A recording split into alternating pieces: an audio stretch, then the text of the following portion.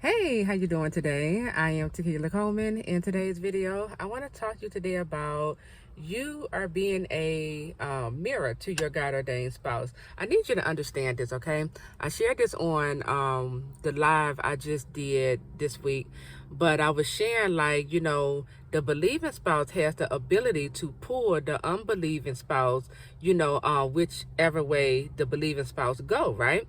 So the way how this work, because let me just start from the beginning.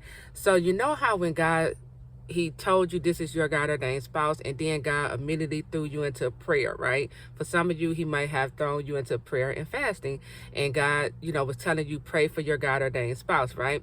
And so the Bible say the believing spouse, can sanctify the unbelieving spouse, with their prayers, right? And so and that is absolutely correct, right? Because, we're purifying them, we're separating them from darkness. We're also lessening the judgment that, they would have received because of their disobedience. So the same way how our prayers can sanctify our God-ordained spouses, it also applies, like how we show up in this God-ordained love story will determine how your God-ordained prodigal spouse will show up. So let me give you an example. If you are wrestling with God, then you're going to see your God-ordained prodigal spouse also wrestling with God, right? If you are still operating with a spirit of control, maybe God has put you in a divine separation, but yet it's hard for you to let go. You keep going back, you keep checking, right?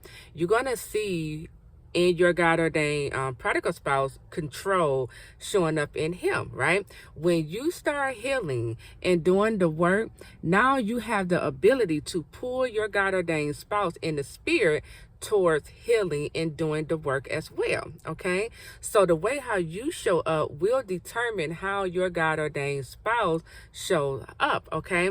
A lot of you are getting stressed out because you're like, he will never change. I just don't see God moving. Well, you have to move.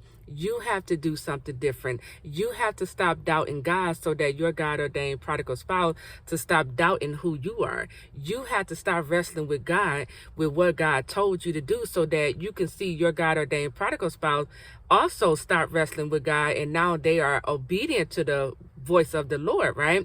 When God say do something, you have to do it. When God give you confirmation, believe it, because however way you show up is going to determine how your God-ordained prodigal spouse is showing up. The two of you are like a reflection. Y'all like a mirror to one another, okay?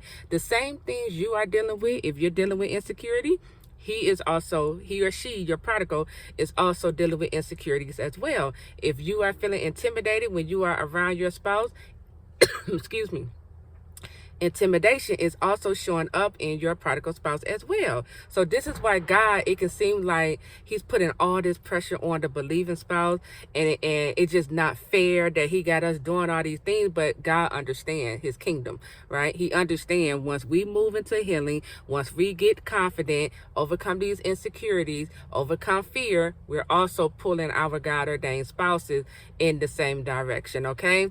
So I wanted to share that with you. Make sure you get understanding behind what I'm sharing with you in this video. And that is it. I'll talk to you all real soon. Take care.